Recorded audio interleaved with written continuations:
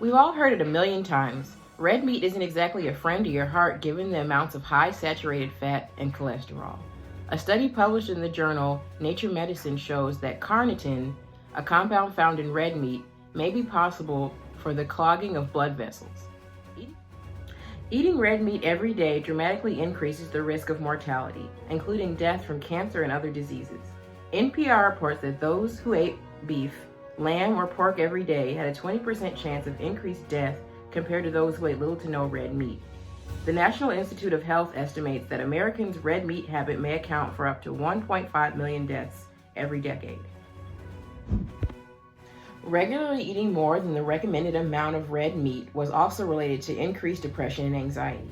A dietary pattern categorized by high consumption of red and processed meats, refined grains, sweets, high-fat dairy products, butter, potatoes, and high-fat gravy, and low intakes of fruit and vegetables is associated with an increased risk of depression.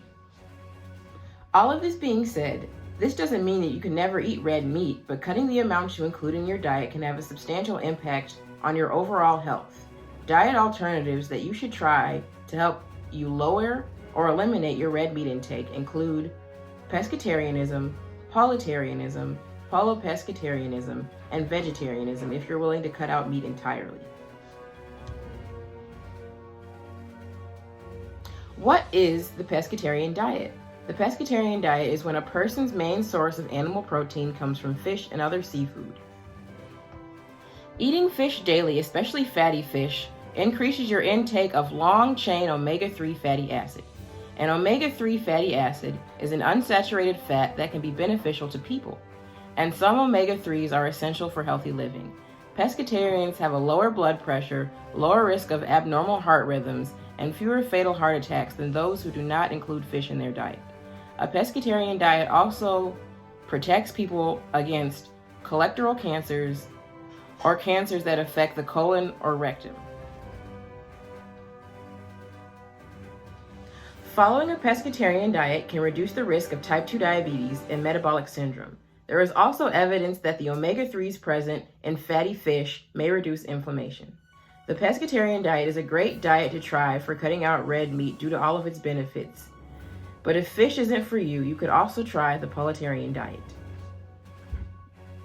A paulitarian diet consists of poultry as the main source of animal protein and consists of no beef or pork. Population-based studies have linked poultry intake to the decreased risk of heart disease. Replacing one serving of unprocessed red meat per day with poultry was associated with a 19% reduced risk of heart disease.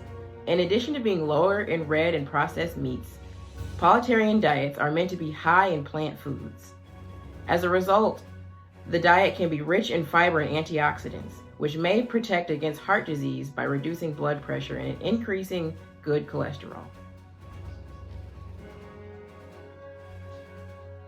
Paulitarianism has lowered the cancer risk significantly by 20% by adding 10 grams of poultry to every 1,000 calories consumed per day while simultaneously reducing red meat in proportion to the poultry. High-protein diets are known to reduce appetite. This will reduce the number of calories consumed per day.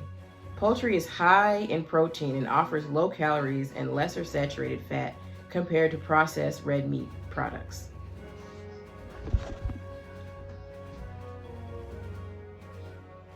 Paulitarianism has wonderful health benefits and is even a good diet to use for weight loss.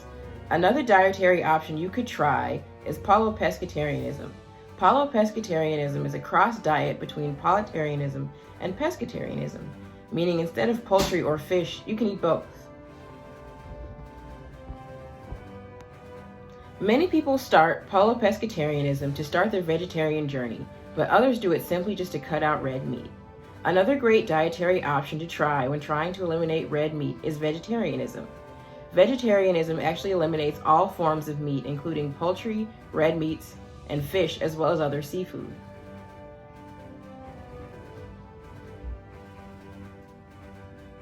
The incidence of cancer overall is lower among vegetarians than non-vegetarians. People who follow a vegetarian diet may be less likely to have type 2 diabetes. One reason for this may be a higher intake of whole grains, fruits, vegetables, and nuts, and a lower intake of unhealthy fats. The vegetarian diet can give you more energy, good nutrition, and generates more usable energy to keep a pace with school, tackle home projects, work, or etc.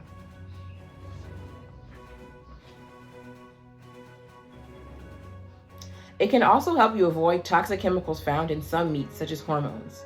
Vegetarianism can also add years to your life.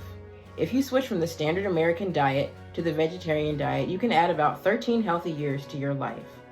People who consume saturated four-legged fat have a shorter lifespan and more disability at the end of their lives.